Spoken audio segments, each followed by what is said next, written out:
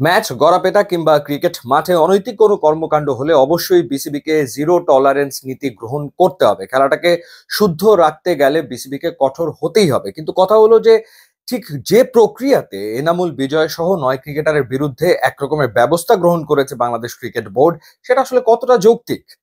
প্রথমত, গত আসরে এমন কোনো ঘটনা ঘটেছে যেই ঘটনার কারণে একটা তদন্ত কমিটি তারা 900 পৃষ্ঠার একটা প্রতিবেদন জমা দিয়েছে। সেটার প্রেক্ষিতে যে ইন্টিগ্রিটি কমিটি করেছে বিসিবি এবং যেটার প্রধান হচ্ছে অ্যালেক্স মার্শাল, তার পরামর্শ মতে এই 9 জনকে বিপিএল এর অকশন থেকে বাইরে রাখা হয়েছে। আবার তারা কিন্তু চাইলে ঢাকা প্রিমিয়ার লিগ ক্রিকেটে খেলতে পারবে, তারা চাইলে ফার্স্ট ক্লাস ক্রিকেটে খেলতে পারবে। এটা কি ধরনের নিয়ম?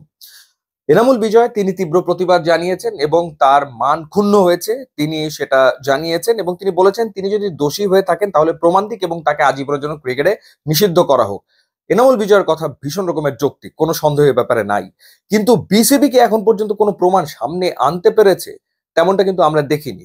ঠিক কি কারণে, কোন অপরাধে এই 9 ক্রিকেটারকে, এনামুল বিজয়কে অকশনের লিস্ট থেকে শেষ মুহূর্তে বাদ দেওয়া হয়েছে সেটার কোনো যৌক্তিক ব্যাখ্যা কিন্তু পাওয়া যায়নি। রেড ফ্ল্যাগ এর কথা বলা হয়েছে। রেড ফ্ল্যাগ আসলে কি? তারা অভিযুক্ত। এখন প্রশ্ন হচ্ছে যে অভিযোগ করেছে কারা, কি অভিযোগ করেছে সেটা পর্যন্ত জানানো হয়নি। বা তাদের আচরণ ছিল বিপিএল এর সন্দেহজনক, সেই সন্দেহ কে প্রকাশ করেছে? সন্দেহজনক কি কি আচরণ বিজয় সহ এই 9 ক্রিকেটার করেছেন সেটার কি ব্যাখ্যা দিয়েছে বাংলাদেশ ক্রিকেট বোর্ড? না, সেটাও আসলে দেয়নি। এনামুল বিজয়ের কোনো কথোপকথন, কোনো কনভারসেশন, বা বিজয় এমন কারোর সাথে দেখা করেছেন, বা বিজয়ের ব্যাংক অ্যাকাউন্টে এমন কোনো ট্রানজেকশন হয়েছে যেটা প্রশ্নবোধক, যেটা নিয়ে সন্দেহ দেখা দিতে পারে, সেরকম কোনো কিছু কি বিসিবির হাতে আছে? সেরকম কোনো কিছু যদি বিসিবির হাতে থেকে থাকে তাহলে বিসিবি সেটা প্রকাশ কেন করছে না? সেটা প্রকাশ না করে ঠিক কিসের ভিত্তিতে এই 9 ক্রিকেটারকে বিপিএল আসলে খেলতে দেওয়া হচ্ছে না? বিজয় এমনটা বলেছেন যে গত সিজনে 30 লাখ টাকা তিনি পাননি, এখন পর্যন্ত 20 লাখ পেয়েছেন, 30 লাখ পাননি। তো এখানে তো আসলে বিজয়ের সাথেই অন্যায় করা হয়েছে। যদি বিজয় তার প্রাপ্য যে পারিশ্রমিক সেটা না পেয়ে থাকেন, সেটা সুরাহা করার দায়িত্ব বাংলাদেশ ক্রিকেট বোর্ডের। সেটা তো তারা করেইনি। অর্থাৎ বিজয় তার বাকি টাকা এখনো পায়নি। উল্টো এবারের বিপিএল এ বিজয়কে রাখা হয়নি।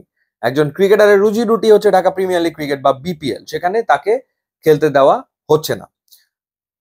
খেলতে নাই দিতে পারে, কিন্তু সেটা কিসের ভিত্তিতে সেটা জানা তো খুবই জরুরি একটা ব্যাপার। এই যে 900 পৃষ্ঠার ভেতরে কি উল্লেখ করা হয়েছে, বিজয় কি এমন করেছেন, সেটা অবশ্যই বিসিবি তো জানানো উচিত। না হলে মানে কোন সন্দেহের উপর ভিত্তি করে, কোন অভিযোগের উপর ভিত্তি করে তাদেরকে খেলতে দেওয়া হচ্ছে না, এই প্রশ্ন তো উঠবেই এবং সেটা ওঠাটা খুবই যৌক্তিক একটা ব্যাপার। বিসিবির পক্ষ থেকে বলা হয়েছে যে তদন্ত চলমান রয়েছে, মানে আরো অধিকতর তদন্ত তাদেরকে করতে হবে। আচ্ছা, অধিকতর তদন্ত করতে হবে এবং তদন্ত শেষে দেখা গেল যে বিজয় নিরাপরাধ, বিজয়ের কোনো দোষ নাই, তো এই বিজয় যে একটা সিজন বিপিএল খেলতে পারলো না, তখন এর দায়ভার কে নেবে? তো সেটা ডেফিনেটলি একটা বিষয়।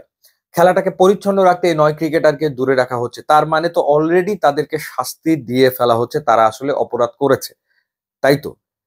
কিন্তু বিসিবি আবার সেটা বলছে না, বিসিবি কিন্তু সেটা স্বীকার করছে না। বিসিবি বলছে যে অকশনে কারা থাকবে না থাকবে এটা একান্তই আমাদের এখতিয়ার, আমরা যাদেরকে রাখবো তারাই থাকবে, এই 9 জনকে রাখা হয়নি।